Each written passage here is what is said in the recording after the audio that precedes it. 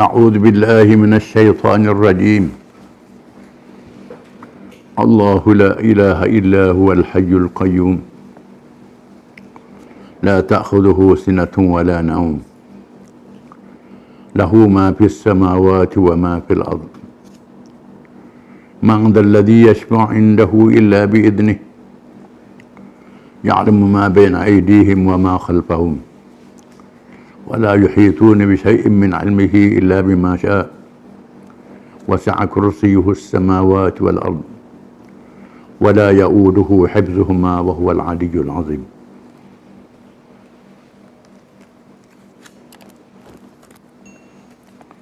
Allah tiada Tuhan yang berhak disembah malaikat Dia, yang tetap hidup, yang kekal selama-lamanya mentadbirkan segala makhluknya, yang tidak mengantuk usahakan tidur, yang memiliki segala yang ada di langit dan yang ada di bumi.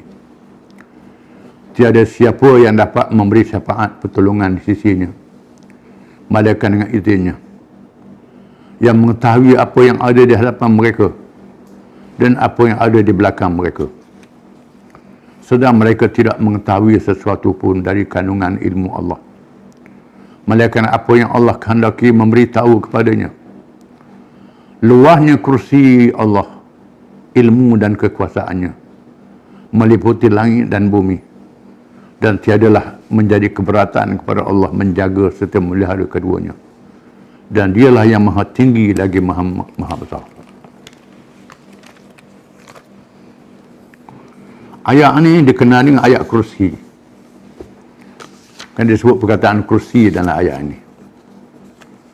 Ayat yang sangat besar fadilatnya, besar pahala siapa yang membacanya, yang kelebihannya ternyata diketahui oleh umum. Bila menghadapi kesusahan, menghadapi musuh, digalakkan kita membaca ayat ini untuk mendapat pertolongan Allah. Ayat yang paling ditakuti oleh syaitan dan jin, oleh musuh-musuh Allah. Kerana ayat ini mengandungi makna-makna yang sangat besar, yang sangat hebat. Di dalamnya ada nama Allah Al-Asmaul Husna, dan ada sifat-sifat Allah yang maha tinggi, yang maha suci dari kekurangan, yang tak ada banding dan tak ada tolak bandingnya. Sangat hebat ayat ini. Pahalanya besar sehingga dikatakan 1/4 Al-Quran Karim. Macam Qul Allah, surah yang ada fadilat. Ini satu ayat saja, tapi mengandung makna yang sangat besar. Disebut dalam hadis-hadis yang banyak. Persahabat radhiyallahu anhum berlawan dengan syaitan, berlawan dengan jin, baca ayat ni. Dan jin mengaku, syaitan mengaku mereka tak boleh lawan ayat ni. Sebab itu ayat ni elok dibaca, menjadi amalan biasa untuk berubat orang sakit, minta pertolongan Allah Ta'ala, dan sebagainya. Kita tafsir saja. Allahu la ilaha illahu, Allah yang tidak ada Tuhan melainkan Dia. So disebut acap kali perkataan Allah ni lafzul jalalah, lafaz yang sangat agung, yang sangat hebat, yang tak mampu diterjemah dengan apa-apa bahasa sekalipun. Saya pernah hadir dialog dengan penganut agama lain, bincang tentang penggunaan kalimah Allah yang kecoh beberapa tahun lalu. Perjumpaan di Kuala Lumpur, di mana padri, sami masing-masing sebut tentang agama masing-masing. Saya menarik agama Hindu yang agama syirik. Dalam mentera ada perkataan Allah juga. Dia tak tahu benda Allah. Allah dia sebut. Dia baca mentera je. Allah. Saya heran. Rupanya perkataan ini sudah ada ribu-ribu tahun. Allah ni ditafsirkan dengan makna semua nama-nama Allah duduk dalam perkataan Allah itu. Ar-Rahman, Ar-Rahim, 19 nama itu terkandung dalam Allah. Dan semua sifat-sifat Allah itu terkandung dalam perkataan Allah. Perkataan Allah. Dengan makna Dia saja Tuhan, tak ada Tuhan yang lain. Hukum Dia saya kena pakai hukum lain. Kata Allah. Walaupun orang terjemah tak kena makna dia. Amalan tak kena makna. Terjemah perkataan Tuhan, God, Khodaya, bahasa Parsi, tak siapa maksud perkataan Allah. Allah ni selalu perkataan yang sangat hebat, diguna perkataan Allah juga. Hanya Islam saja yang boleh memberi makna yang tepat perkataan Allah. Bukan Islam walaupun dia sebut Allah pun, tapi amalan dia tak betul. Dia kata Allah, tapi dia lantik Tuhan yang lain daripada Allah. Tu tak kena. Kata Allah mana tak ada Tuhan yang lain daripada Allah. Allah saja Tuhan yang Maha Esa, tak ada yang lain daripada Allah. Tak ada anak, tak diperanakkan. Qul huwallahu ahad, Allahu samad, lam yalid wa lam yulad wa lam yakul lahu kufuwan ahad. Itu antara menafsirkan Allah. Qul huwallahu ahad. Allah itu ahad, yang satu. Allahu samad, dia saja tepat jadi tumpuan, kita nak minta apa-apa. Lam yalid wa lam yulad, tak beranak, tak diperanakkan. Wa lam yakul lahu kufuwan ahad, tak ada sepertinya sesuatu pun. Itu tafsir kata Allah. Ayat kursi tafsir kata Allah juga. Allah, apa dia Allah? La ilaha illahu, yang tak ada Tuhan malaikat dia. Maknanya kalau dia latih Tuhan lain daripada Allah, dia sebut Allah, tak kena lah. Makna Allah tu tak ada Tuhan malaikat dia. Dia saja Tuhan. Dia kata Allah, tapi latih Tuhan lain daripada Allah. Itu tak betul. Makna Allah tu, la ilaha, tak ada malaikat dia. Al-Hayyu, yang maha hidup. Hidup yang tidak ada mula bagi hidupnya. Yang tak menerima mati sekali-kali. Yang kekal selama-lamanya. Yang lain semua mati mereka. Allah Ta'ala maha hidup sampai bila-bila. Ada sedia kala. Al-Qayyum. Disebut qiyamuhu ta'ala binafsih. Orang Melayu sifat 20. Yang berdiri dengan sendirinya. Al-Qayyum. Dengan makna Allah Ta'ala tak berhajat pada yang lain. Yang lain berhajat pada Allah Ta'ala. Al-Qayyum. Yang berdiri dengan sendiri. Dia saja. Yang lain berhajat pada dia, tak hajat pada yang lain. Dia beri rezeki. Allah tak minta rezeki dengan kita. Dan segala-galanya. Yang maha kaya. Al-Hayyul Qayyum. Disebut dalam Quran. Wa min ayatihi an taquma as-sama' wal ardu bi amrih. Dia antara tanda Allah ialah dia menegakkan langit dan bumi dengan perintahnya. Sebetul-betul langit tu, bumi tu halus saja banding dengan langit. Dalam langit tu bintang kerwala banyak pasir. Bumi laksana pasir di tengah langit yang besar itu. Semua tu dengan ciptaan Allah, arahan Allah Ta'ala, dengan suruh Allah Ta'ala. Melalui kawasan ni beredar kawasan ni, tak berlaku kecuali bila berlaku kiamat. Berlaku kiamat ni bila manusia cabut paksi. Kalau gasing buang paksi dia rebah selalu. Kalau buang tiang dia rebah rumah tu. Begitulah hari ni mereka tebang taruh bukitnya, gadinya, buat ujian nukliernya, jadi hancur lebur. Perjalanan bumi jadi salah, menyebabkan berlakunya kiamat. Kiamat dengan sebab manusia merosakkan bumi ini. Allah Ta'ala hukum mereka, dibicarakan. Ini hebat. La ta'khudhuhu sinatun wala naum. Allah Ta'ala tak ada mengantuk dan tak ada tidur sedikit pun. Tak ada mengantuk, tak ada tidur sedikit pun selama-lamanya. Mengantuk pun tak ada. Tidur pun tak ada. Ingat, tidur mengantuk pun tak ada. Dia sebut dalam riwayat Israiliyat. Nabi Musa tanya malaikat, tapi riwayat ni tak tanya malaikat, Allah Ta'ala tidur ke tak? Dalam riwayat Israiliyat. Tapi riwayat munsabahnya, Bani Israel tanya Nabi Musa. Itu riwayat yang lain. Ibn Abbas menceritakan, Bani Israel tanya Musa, adakah Tuhan tertidur? Lalu Allah Ta'ala wahyu kepada Nabi Musa. Suruh malaikat bawa perintah. Nabi Musa pegang dua botol, suruh jaga malam, jangan pecah botol ni.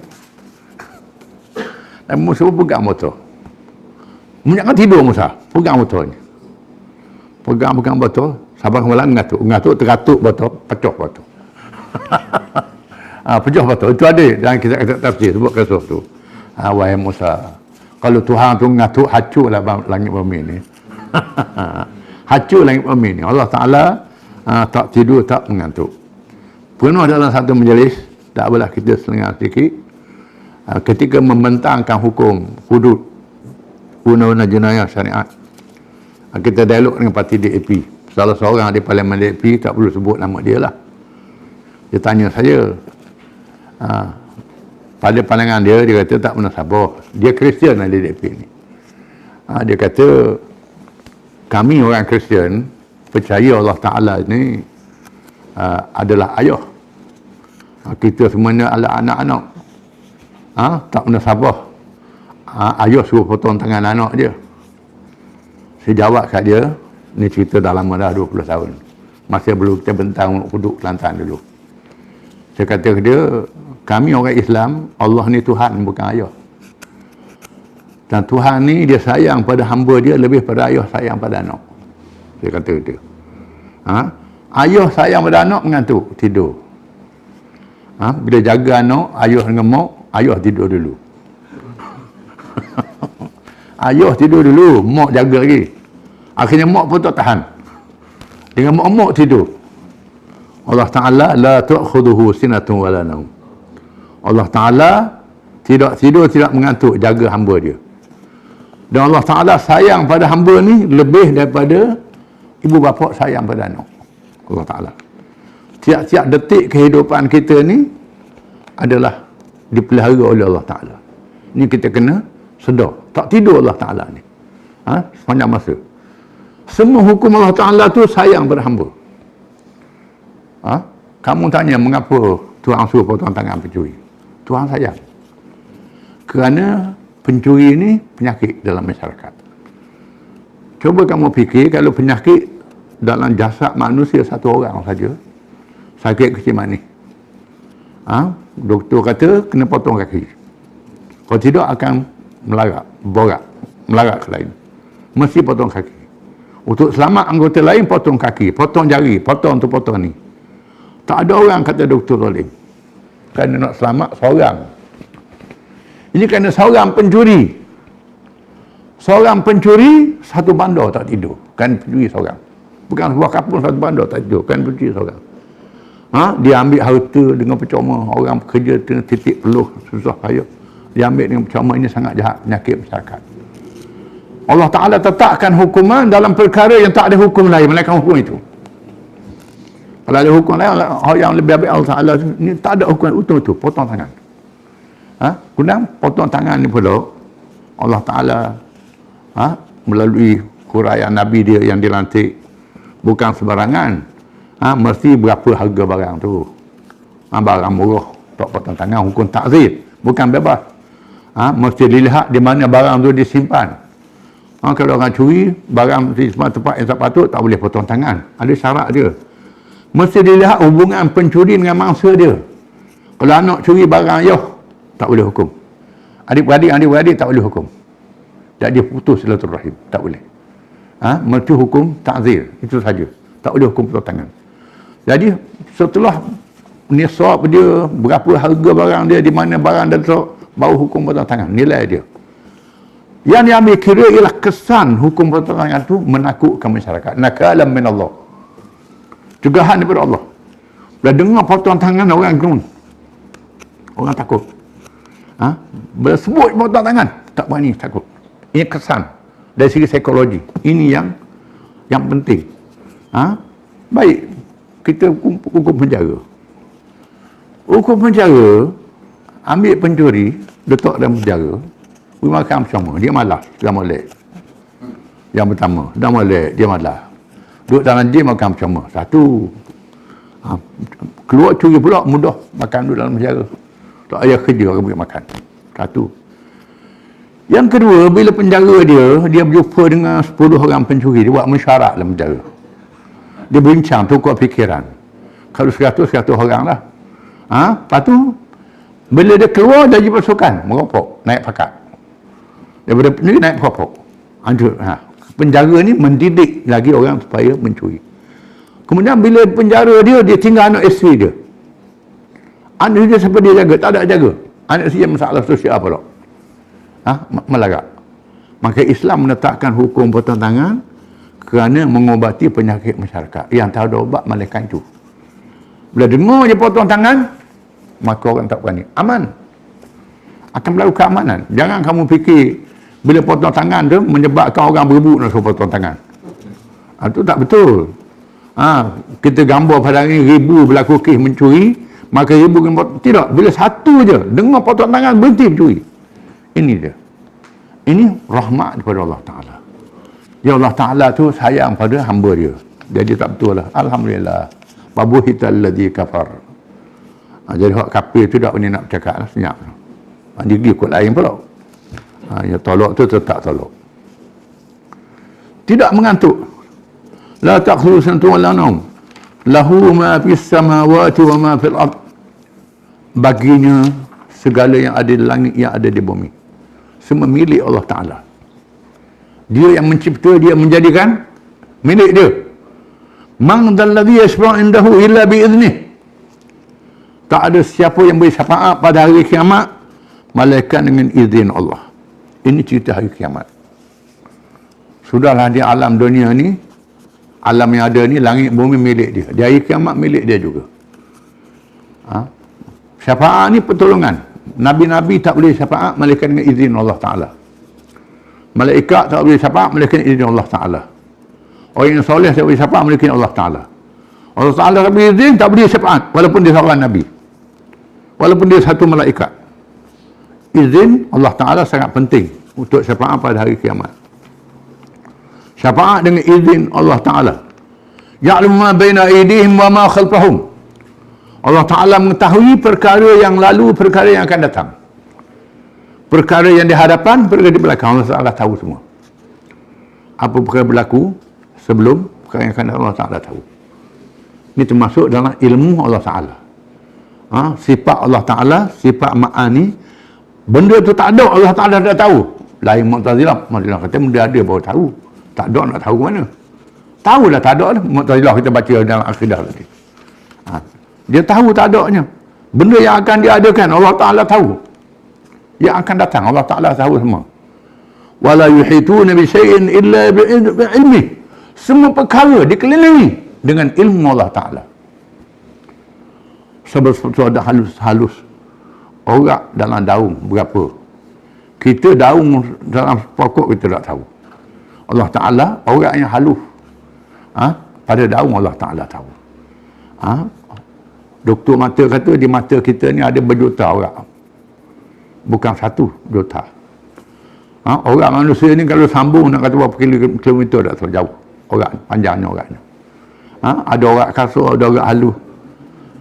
Sebesar-besar sehalus-halus. Semua dalam ilmu Allah Ta'ala. Illa bima sya'. Semua dengan kehendak Allah Ta'ala. Orang ni berhenti. Orang ni tak berjalan. Angin dia, darah dia. Pokok ni begini. Detail. Wasi'a kursiyuhu samawati wal ard. Kursinya meliputi langit dan bumi. Langit dan bumi dua perintah Allah Ta'ala. Langit segala isinya, bumi isinya, semua yang perintah Allah Ta'ala. Wala ya'uduhu hifdhuhuma. Tak ada masalah, tak ada keberatan Allah Ta'ala nak jaga langit dan bumi ni. Mudah di sisi Allah Ta'ala. Mudah. Hari ni kita tengok komputer tak, tekan cepat, tubik macam-macam, ribu-ribu tubik. Allah Ta'ala tak ada banding. Itu manusia buat. Kita rasa pelik dah. Allah Ta'ala lebih hebat pada itu lagi. Itu sedikit ilmu yang Allah Ta'ala beri kepada manusia. Wahwal aliyyul azim. Dia Tuhan yang maha tinggi lagi maha besar. Tak ada siapa yang boleh mengatasi Allah. Tak ada siapa yang lebih besar pada Allah Ta'ala. Ketuhanan, kebersahabatan tidak boleh lawan Allah Ta'ala. Maka ayat kursi ini cukup menjadi ayat yang sangat besar fadilatnya. Kerana besar maknanya yang kita tak mampu nak sepenuhnya. Wallahu a'lam.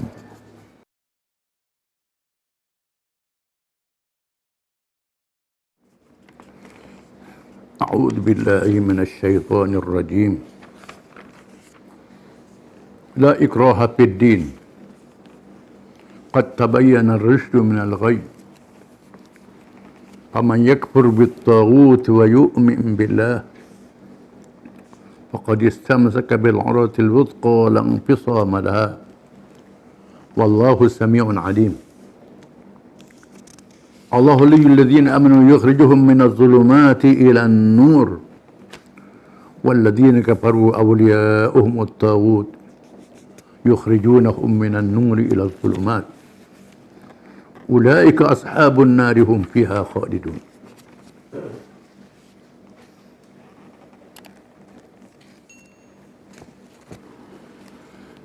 Tidak ada paksaan dalam agama Islam. Kerana sesungguhnya telah nyata kebenaran Islam dari kesesatan kubur. Oleh itu, sesiapa yang tidak percayakan taghut dan ia pula beriman kepada Allah, maka sesungguhnya ia telah berpegang kepada simpulan tali agama yang teguh, yang tidak akan putus terberungkai sekali-kali. Dan ingatlah, Allah amat mendengar lagi amat mengetahui. Allah itu pelindung yang mengawal dan menolong orang-orang yang beriman. Ia mengeluarkan mereka dari kegelapan kufur kepada cahaya iman. Dan orang-orang yang kafir, penolong-penolong mereka ialah taghut, yang mengeluarkan mereka dari cahaya iman kepada kegelapan kufur. Mereka itulah ahli neraka, mereka kekal di dalamnya.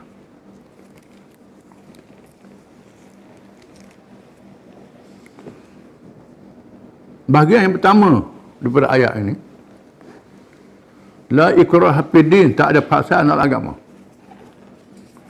Maksud Islam tak boleh dipaksa.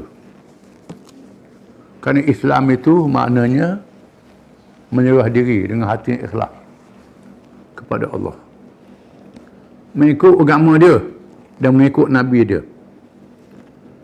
Kalau paksaan itu tak ikhlas. Kalau dipaksa tak ikhlas.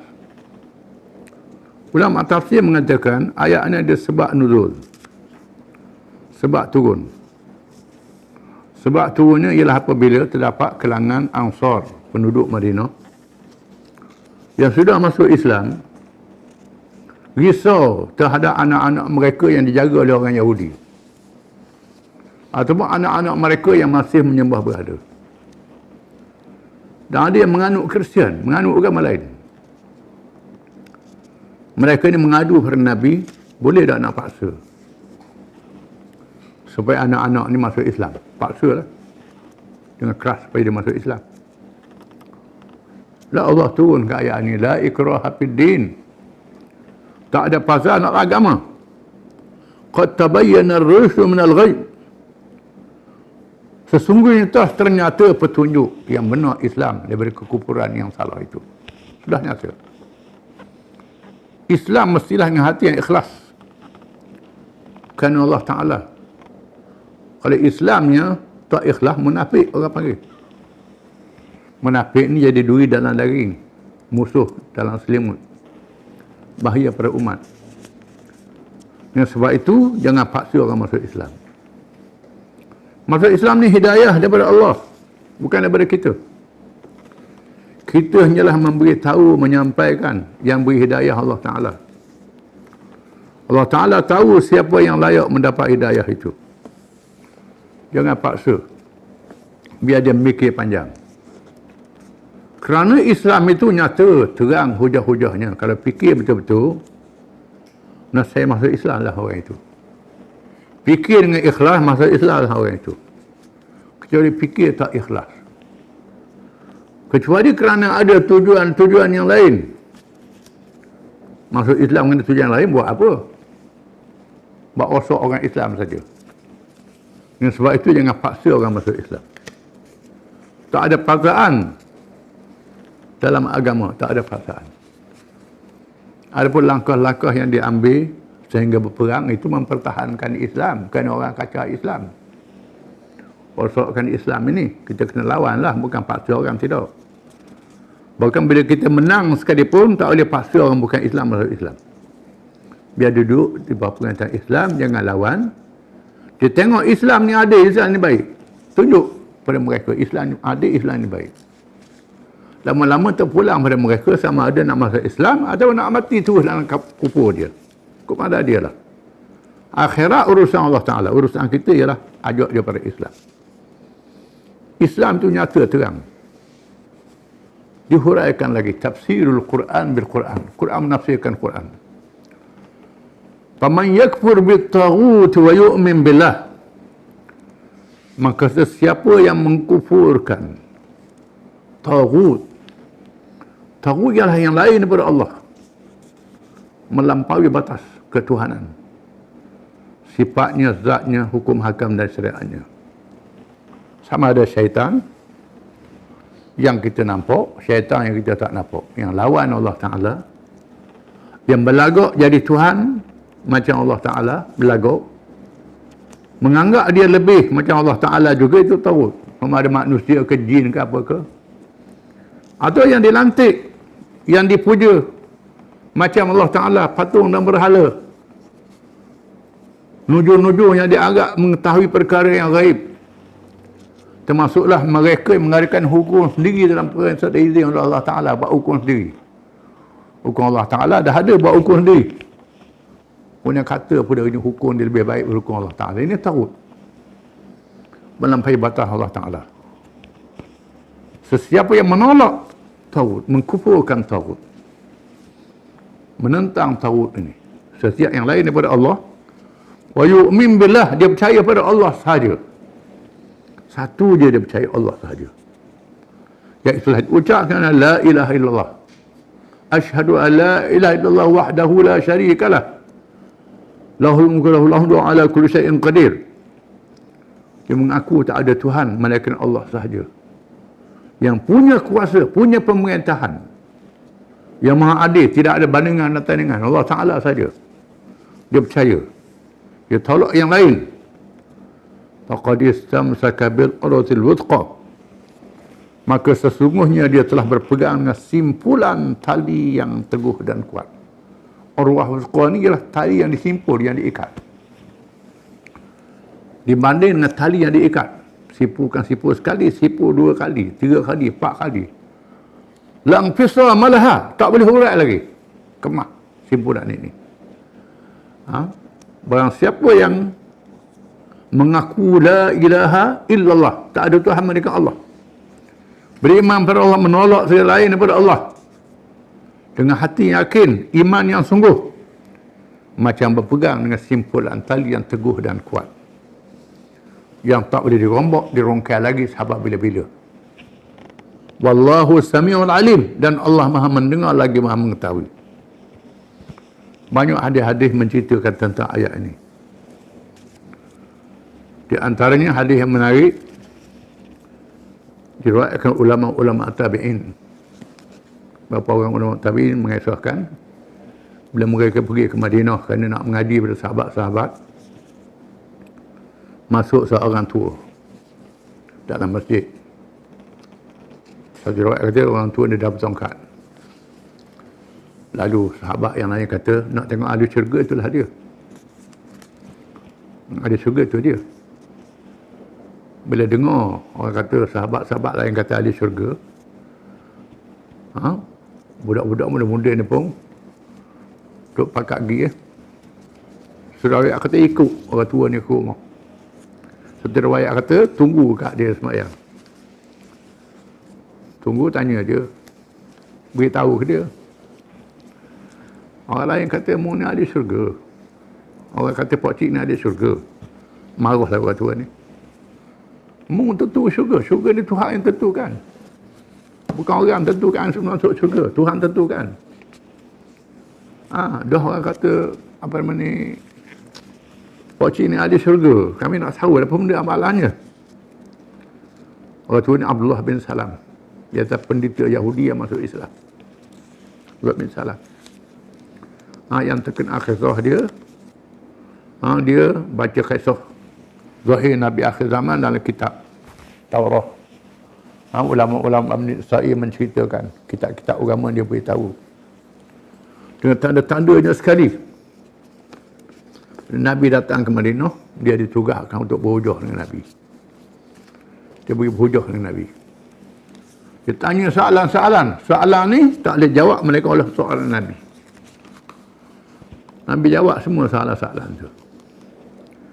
Dan dia tengok dah tanda-tanda wajah tu, wajah Nabi. Memang disebut dalam kitab.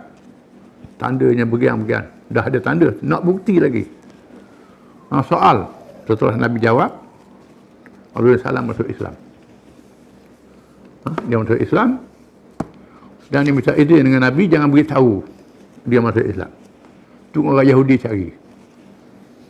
Dia sembunyi dalam rumah Nabi, dalam bilik. Orang Yahudi mari tanya, ada tak mari orang nama Abdullah bin Salam?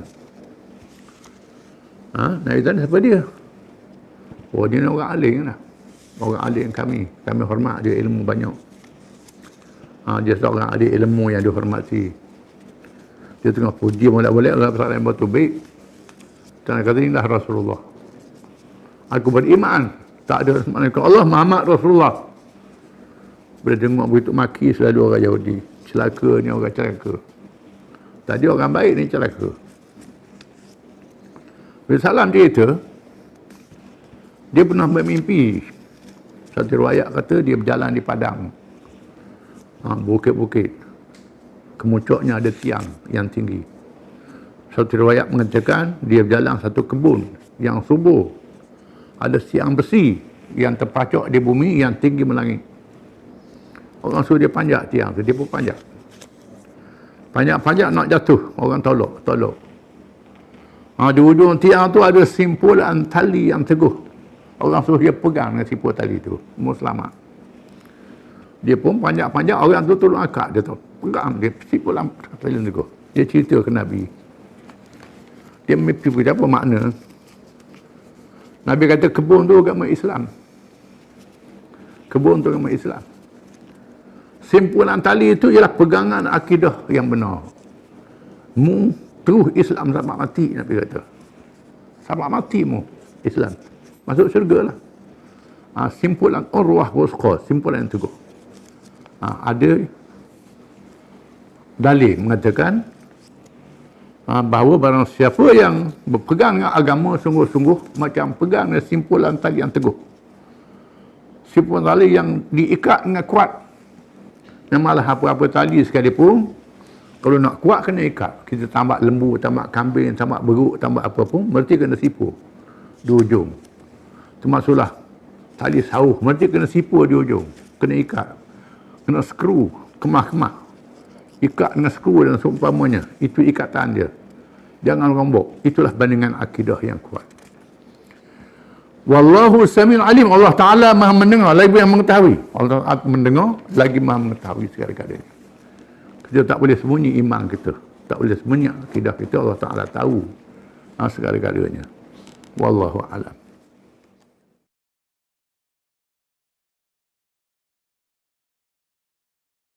A'udzu billahi minasy syaithanir rajim. Allahu waliyul ladzina amanu yukhrijuhum minadh dhulumati ilan nur.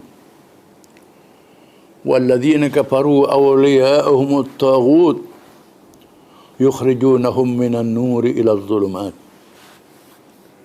Ulaika ashabun nari hum fiha khalidun. Allah menjadi wali, pelindung yang memberi pertolongan, memberi hidayah, memberi petunjuk kepada orang-orang yang beriman, mengeluarkan mereka daripada kegelapan kepada cahaya, daripada kekufuran yang berbagai-bagai kepada satu cahaya, iaitu Islam. Dan orang-orang yang kafir yang menjadi pelindung mereka ialah taghut, mengeluarkan mereka daripada cahaya petunjuk kepada kegelapan. Mereka itulah ahli neraka dan mereka kekal selama-lama di dalamnya. Ayat ini setelah menyebut tidak ada paksaan dalam agama. La ikraha fid din. Kerana Allah telah memberi keterangan yang nyata, dalil yang jelas. Diberi akal fikiran untuk berfikir baik dan buruk. Kalau manusia berfikir dengan matang, dia akan pilih Islam. Kecuali yang akalnya tak sihat. Ataupun yang akalnya tak digunakan dengan betul. Walaupun bijak. Diselaputi kesombongan, takabur. Tak layak dapat hidayah. Orang yang masuk Islam dikuatkan akidahnya dengan ikatan yang kukuh. Hanya percaya kepada Allah sahaja. Menolak yang lain daripada Allah. Allahu waliyul ladzina amanu. Allah yang menjadi pelindung kepada orang-orang yang beriman. Pelindung daripada segala kejahatan. Yang paling jahat ialah kekufuran, jahiliah, keburukan, kehidupan dunia ini dengan segala bentuknya. Allah menjadi pelindung kepada orang-orang yang beriman. Allah yang Maha yang satu saja, yang memberi hidayah, memberi pertolongan kepada sesiapa yang beriman. Yukhrijuhum minaz zulumat, mengeluarkan mereka daripada kegelapan-kegelapan ila nur, kepada satu cahaya. Ini kehebatan Quran. Cahaya satu saja, gelap banyak. Yang betul satu Islam saja. Yang lain pada Islam banyak. Az-zulumat, kegelapan-kegelapan, jamak daripada zulmah. Kegelapan-kegelapan yang banyak. An-nur satu saja, iaitulah Islam. Sama ada yang dinamakan agama-agama, ideologi, teori-teori dan sebagainya. Yang bercanggah dengan Islam adalah kegelapan. Semuanya kegelapan. Yang terang satu saja Islam. Islam yang sempurna, yang lengkap, merangkumi seluruh kehidupan manusia dalam hubungan dengan Allah, dengan dirinya dan makhluk-makhluk yang lain. Hanya Islam satu saja. Barang siapa yang layak mendapat hidayah, Allah menjadi walinya, Allah menjadi pelindungnya. Allah selamatkan dia daripada kejahatan sehingga dia meninggal dunia dalam husnul khatimah. Selamat dia dunia dan selamat dia di hari akhirat. Di sinilah kita disuruh bergantung dengan Allah. Dan dia ajar pada tiap-tiap rakaat sembahyang, ihdinas siratal mustaqim. Tunjukkanlah kami jalan yang betul, wahai Tuhan. Siratal ladzina an'amta alaihim. Jalan orang yang telah Engkau beri nikmat ke atas mereka itu, iaitulah nabi-nabi, siddiqin, syuhada dan salihin. Ghairil maghdubi alaihim, bukan jalan yang mereka ke atas mereka, orang Yahudi, golongan ahli kitab yang tahu kebenaran, tak ikut kebenaran, tak dapat hidayah. Waladhdallin, dan bukan orang yang sesat, yang jahil, tak tahu apa. Tak tahu. Yang paling teruknya jahil murakab.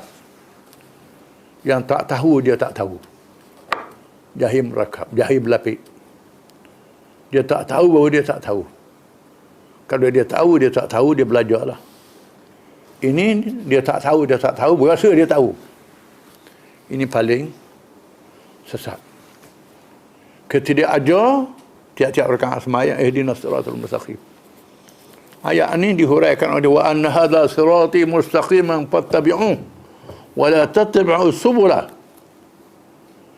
fatafarraqu an sabilihi. Sesungguhnya ini jalanku, jalan yang betul, satu jalan, iaitu Islam. An-Nur, satu saja. Jangan kamu ikut jalan-jalan yang lain. Nanti kamu berperanda, sesat daripada jalan yang benar. Disebut dalam hadis Nabi SAW, pernah dikerumuni oleh sahabat, sambil pegang sebatang kayu, Nabi garis di atas tanah. Satu garis yang betul, kemudian digaris cabang-cabang yang banyak. Yang betul ni Islam, satu saja. Cabang-cabang yang banyak, tiap-tiap kepala cabang ada syaitan yang mengajak. Ikut jalan itu. Jangan ikut. Barang siapa yang pergi ke jalan-jalan yang banyak itu, berperak-perandalah dia dalam kehidupan dunia sehingga hari akhirat. Itu maknanya An-Nur, satu saja cahaya. Az-Zulumat, kegelapan itu banyak. Banyak kegelapannya. Ajaran yang mengarut ni banyak. Orang yang beriman, Allah jadi pelindung, jadi penunjuk pada mereka. Walladzina kafaru, dan orang yang kafir itu, awliya'uhum, wali-wali mereka, pelindung-pelindung mereka ramai. Orang Islam satu aja, Allah. Orang bukan Islam yang kafir ni ramai pelindung-pelindung dia. At-taghut, setiap yang melampaui batas. Taghut yang melampaui batas. Melampaui batas Allah, makna taghut. Sama ada Tuhan-Tuhan yang dilantik lain daripada Allah Ta'ala. Itu sebut taghut. Sama ada kalangan jin yang tak dapat dilihat, termasuklah manusia yang dapat dilihat, yang mengaku jadi Tuhan macam Firaun, ataupun yang berlagak macam Tuhan, mengadakan hukum sendiri dalam perkara yang tak diizin oleh Allah Ta'ala. Hukum Allah dah ada, buat hukum sendiri. Cakap pula hukum dia baik, hukum Allah Ta'ala tak baik. Ini taghut.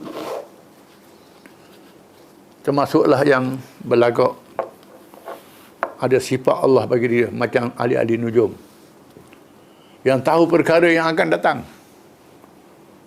yang melihat nasib orang, termasuk taghut. Allah Ta'ala yang punya ilmu, kecuali orang yang beri Nabi, yang Tuhan beri ilmu macam Nabi, cerita alamat-alamat akhir zaman, itu lain. Kalau Tuhan beritahu, macam Nabi Khadir, ilmu laduni yang Tuhan beritahu, disebut kisah Suratul Kahfi, itu lain cerita. Ini Tuhan tak beritahu, dia berlagak tahu. Termasuk ni taghut. Seringkali mereka yang kafir ini merojokkan hal pada taghut-taghut ini. Yukhrijunahum minan nuri ila zulumat. Taghut-taghut ini akan mengheret mereka keluar daripada petunjuk, pergi pada kegelapan yang banyak. Dan sebab itu kita disuruh menghadiri majlis-majlis ilmu, majlis yang memberi manfaat, nasihat yang baik. Yang bahasa pandai pergi hadir majlis yang tak tahu apa, jumpa dengan orang yang tak kenal mata hidung, tak tahu latar belakang, yang jahil agama, bercakap bab agama macam zaman sekarang, yang tak tahu agama bercakap agama juga. Masuk taghut lah ni. Dengar cakap-cakap ini akan mengheret kamu daripada cahaya Islam yang betul, pergi pada kegelapan. Jadi sesat. Duduk Islam molek-molek, pergi ke lain. Kerana dengar cakap orang yang tak ada latar belakang, ilmu yang dipercayai, yang diyakini kebenaran ilmu itu, dengan sumber-sumber yang betul, sumber-sumber yang sahih, boleh mengheret kepada kesesatan, menyeleweng daripada Islam. Di akhir zaman terlalu banyak Nabi sebut. Di akhir zaman ni ada orang yang menyesatkan manusia dengan ayat Quran pun ada. Baca Quran, Quran tak masuk dalam hati dia. Quran untuk menggoda orang. Ini sangat bahaya di akhir zaman. Mereka yang tak tahu tentang Islam, cakap tentang Islam, ini termasuk taghut, boleh menyesatkan orang. Kegelapan-kegelapan yang banyak. Kalau pergi dalam kegelapan ini, ulaika ashabun nar, mereka itulah ahli-ahli neraka. Berkawan dengan ahli neraka, jadi ahli neraka. Hum fiha khalidun, mereka itu kekal selama-lamanya dalam neraka. Na'udzubillahi min dzalik. Allahumma ajirna minan nar. Minta Allah nak lindung hak kita daripada api neraka. Lindung hak kita daripada kesesatan, daripada syaitan. Yang kita nampak dan yang kita tak nampak dan yang kita nampak. Wallahu a'lam bishawab. Alhamdulillah rabbil alamin.